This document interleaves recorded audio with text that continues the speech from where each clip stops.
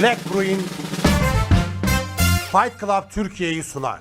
Fight Club Türkiye'ye hoş geldiniz. Ben Bilgehan Demir. Sizlere iyi seyirler diliyorum. Çünkü çok zorlu bir mücadelenin sonrasında UFC 328'de orta siklet dünya şampiyonluk maçında gelen kararla birlikte şampiyon değişti arkadaşlar. Şampiyon değişti.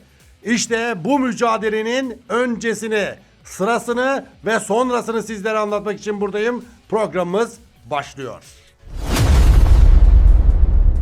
Değerli arkadaşlar, Fight Club Türkiye'nin çok sevgili izleyicileri, değerli takipçileri, kıymetli arkadaşlar. Sean Strickland ve mevcut şampiyon Çeçen Khamzat Chimaev, Amerika Birleşik Devletleri'nin New Jersey eyaletine bağlı New York kentindeki bulunan Prudential Center'da karşı karşıya geldiler. Çok uzun zamandan beri ayların haftaların günlere terk ettiği bekleyiş gelip çatmıştı. UFC 328 tarihe damga vuracak karşılaşmalardan birine sahne olacak diye her an bekledik. Değdi mi? Bunu hep birlikte programın sonunda değerlendirelim. Sevgili dövüş severler, sadece MMA yani karma dövüş sanatlarının hayranlarının değil, aynı zamanda boks, kickboks, hangi dövüş sporları olursa olsun, hangi mücadele sporları olursa olsun hepsinin meraklısı bu karşılaşma için tartıları bile izlediler. Basın toplantılarını izlediler. Hatta dövüş sevmeyenler bile işin içine girdiler. Hatırlayacaksınız, McGregor'la Nurmagomedov arasında yapılan o tarihi mücadelenin sırasında yaşananlara benzer olaylar gerçekleşti. O zaman 550 bin civarında basın toplantısını, tartıyı canlı izleyen bir topluluk söz konusuydu. 550 bin. Çok büyük rakamlar bunlar. Bu maça çok yaklaşmış bir etkileşim söz konusuydu. Khamzat Chimaev ve Sean Strickland arasındaki bu mücadelede. Ortada unvan var. Orta siklet. 83.9 kiloya tekabül ediyor. Tartıya çıktıklarında da zaten her ikisi de 83.9 kilo tartım verdiler. Ama bu tartım sırasında çok halsiz göründüğünü ve Khamzat Chimaev'in dermanının kalmadığını da herkes gördü. Kilo kesme konusunda, kilo verme konusunda çok ciddi sorunlar yaşadı Çeçen dövüşçü, Birleşik Arap Emirlikleri'nde yaşayan Khamzat Chimaev. Tartıda yaşananları gördük. Öncesinde basın toplantısında yaşananları programlarımızda işledik. Gelin kısaca bir hatırlayalım. Basın toplantısından sonraki yüz yüze gelmelerinde Khamzat Chimaev hayallerine bir tekme atmıştı Sean Strickland'in rakibinin. Be good, guys. Be good so we can get a good one out.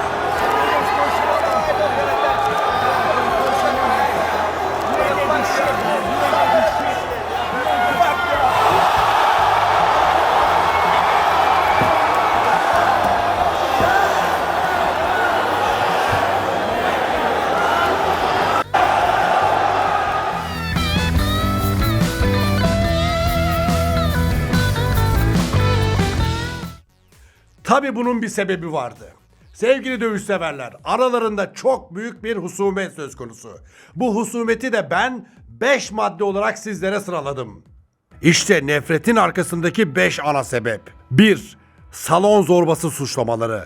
Strickland'e göre Khamzat antrenmanlarda kendi seviyesindeki dövüşçülerden kaçıp kendisinden çok daha zayıf ve tecrübesiz isimleri sakatlamak pahasına dövüyor. 2. Sızdırılan antrenman videoları. Khamzat maç haftasında Strickland'le ilgili 2021-2022 yıllarında yaptığı sparring yani antrenman maçı görüntülerini sızdırması Strickland'i bayağı kızdırdı. 3. WhatsApp grubu ve ölüm tehditleri.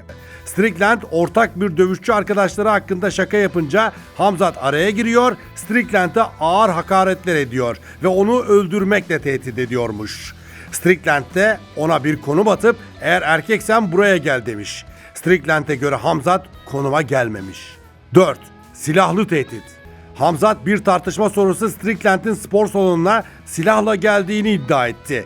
Strickland tüfekle görüntü verdi ve daha sonrasındaki bir basın toplantısında Eğer Hamzat ve ekibi sokakta karşılarına çıkarsa vuracağından bahsetti. No problem, brother. I'm from Chechnya. I'm gonna pull my gun out my shoe. 5. husumet.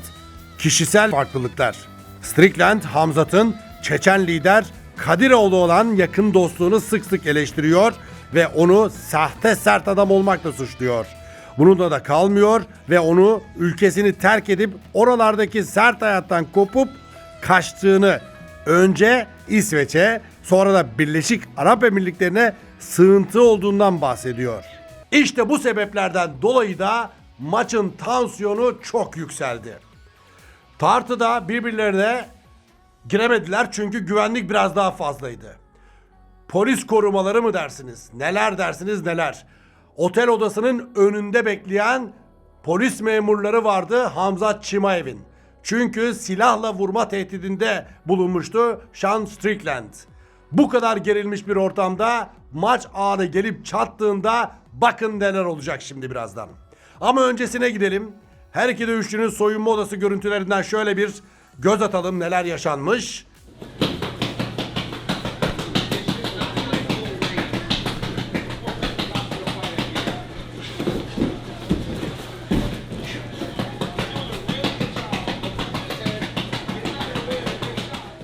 Salona geliş görüntüleri var.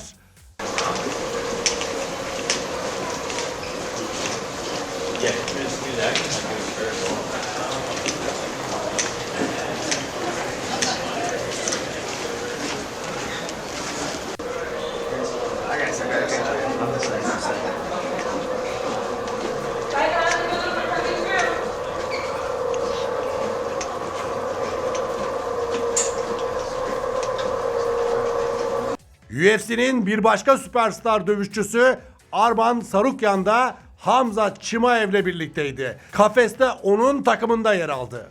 Birbirlerine söylediklerini yutturma vakti gelip çatmıştı. Ama mücadelenin hakemi ikisini yan yana getirdiklerinde çok enteresan bir şekilde birbirlerine başarılar dediler. Ada hakem tokuştur demeden kendileri ellerini tokuşturmaya başladılar.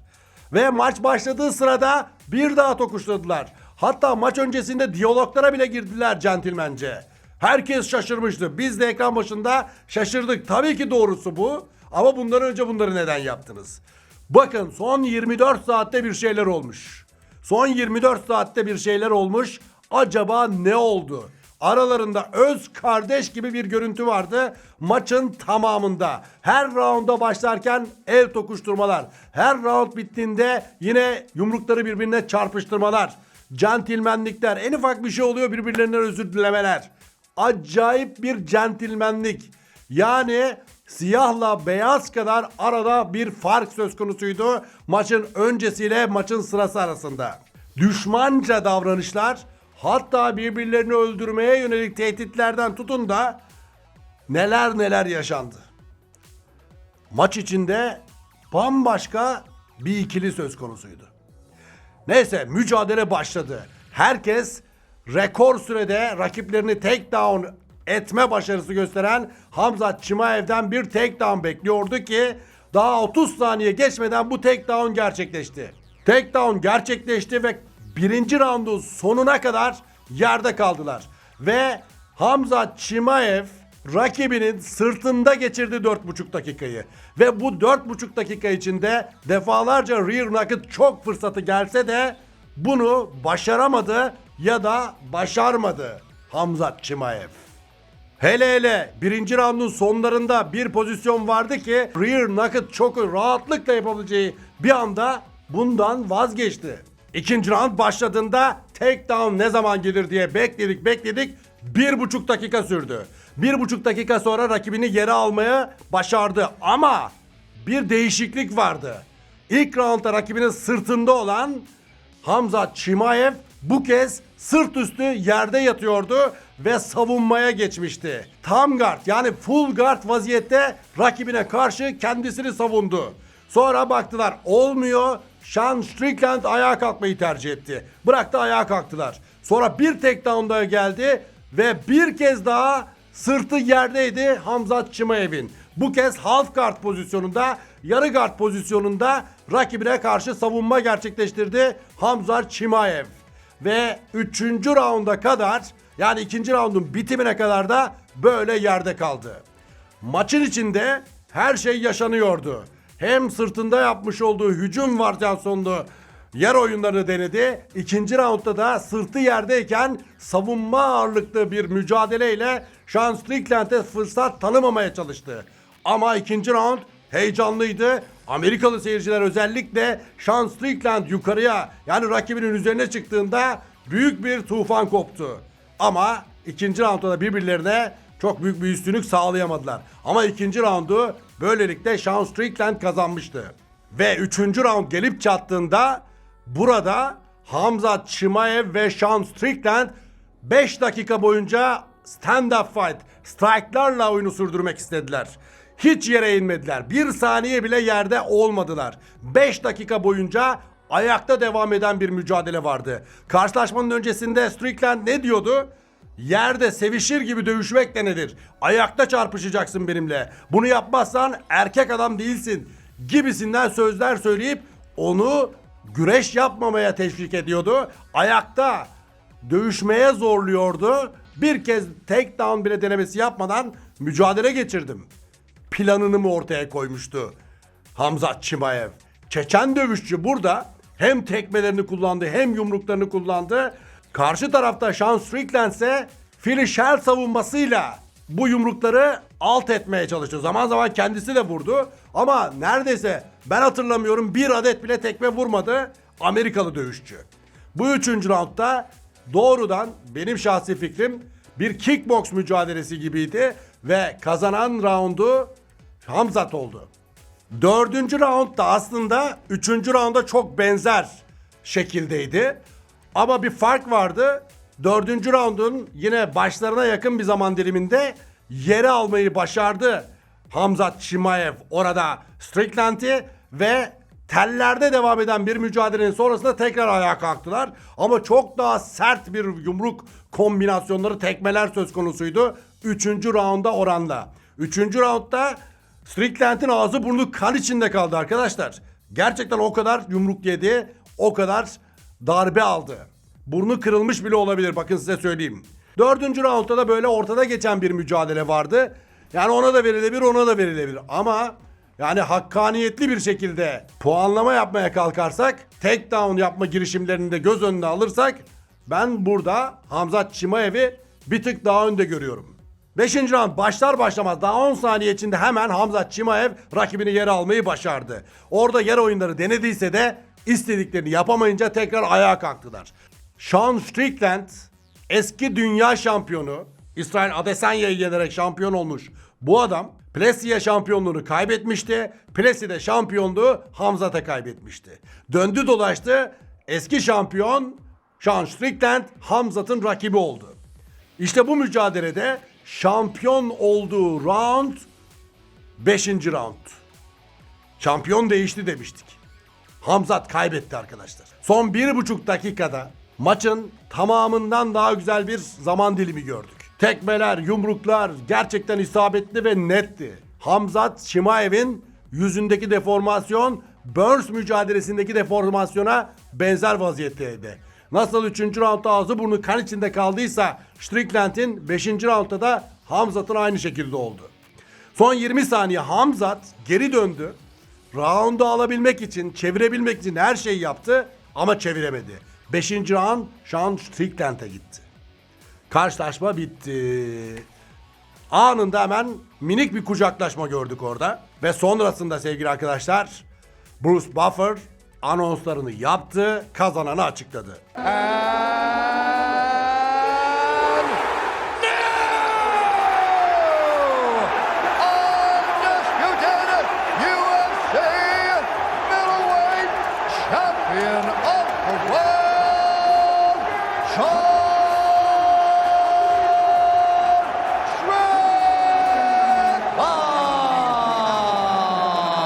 İki hakem bir dövüşçüye, bir hakem de diğer dövüşçüye verdi. 2-1'di. Kazanan 2-1'le Sean Strickland oldu. 47-48. 47-48, 48-47 şeklinde. Yani bana soracak olursanız Khamzat'a galip diyen hakem doğru kararı verdi. Diğer iki hakemin kararını çok eleştirebiliriz. Yani şöyle söyleyeyim, bu kadar takedown denemeleri yapmış adam, bu kadar tekmelerini kullanmış bir adam, sadece yumruklarıyla ayakta kalmaya çalışan Sean Strickland'i nasıl yenememiş olabilir? İkinci rounddaki üstün performansı tamam 5. roundda da var ama diğer roundlarda asla ve asla bir üstünlüğü yoktu. 3 roundu Khamzat kazandı, 2 roundu bana göre Sean Strickland kazandı. Böyle bir mücadele geride kaldı sevgili arkadaşlar. Maçın sonrasında açıklamalar kimden geldi? Şampiyondan geldi. Yeni şampiyon, kariyerinde ikinci kez şampiyonluğa uzanan Sean Strickland Müslümanlardan özür diledi. Çeçenlerden özür diledi. Çünkü maç öncesinde yapmış olduğu hani bana göre alçakça açıklamalar ona özür getirttirdi. Hey, I just want to apologize to my American fans, to my Muslim fans, and my Christian fans. Chechnya has great fighters, they're savage. Kazanmasaydı bu özürü diler miydi bilmiyorum ama bir de komik bir şey söyledi. Buradan Müslüman hayranlarıma sesleniyorum gibisinden bir açıklama yaptı. Hangi Müslüman Sean Strickland'in hayranı olur? Bunu da açıkçası merak ettim. Yani İslam diniyle ilgili, Müslümanlarla ilgili yapmış olduğu açıklamalar asla kabul edilemez. Hiç kimsenin dinine saldıramazsınız. Din başka bir şey, insan başka bir şey. Sen ne olursa olsun insanların içindekini, kalbini bilemezsin. Sen rakibini başka türlü eleştirebilirsin. İşte mesela ne diyordu? Salonda zorbalıyor. Kendinden çok güçsüz dövüşçüleri sakatlama pahasına dövüyordu Khamzat Chimaev diye Sean Strickland eleştiride bulunuyordu. Bak bunu söyleyebilirsin. Bunda ne var? Bu tür eleştiriler ama sen hani durup dururken adamın dinine neden saldırırsın? Bu kabul edilemez.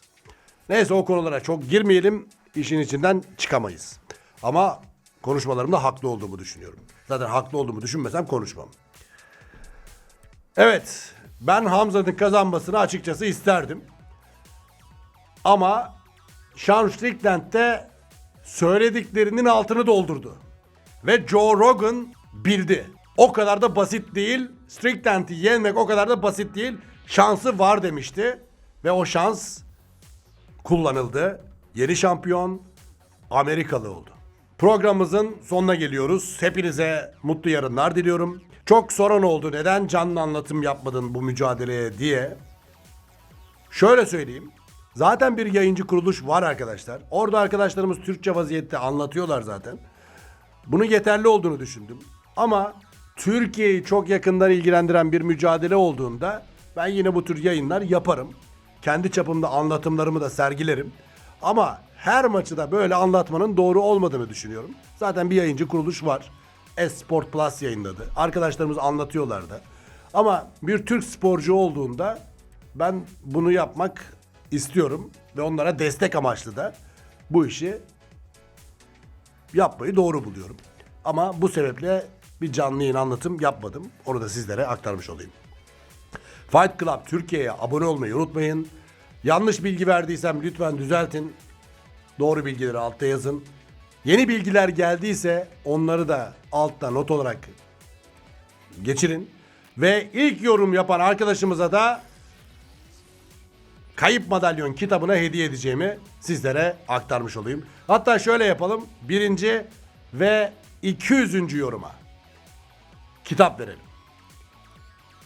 Saygılar, sevgiler. Hoşçakalın. Black Bruin Fight Club Türkiye'yi sundu.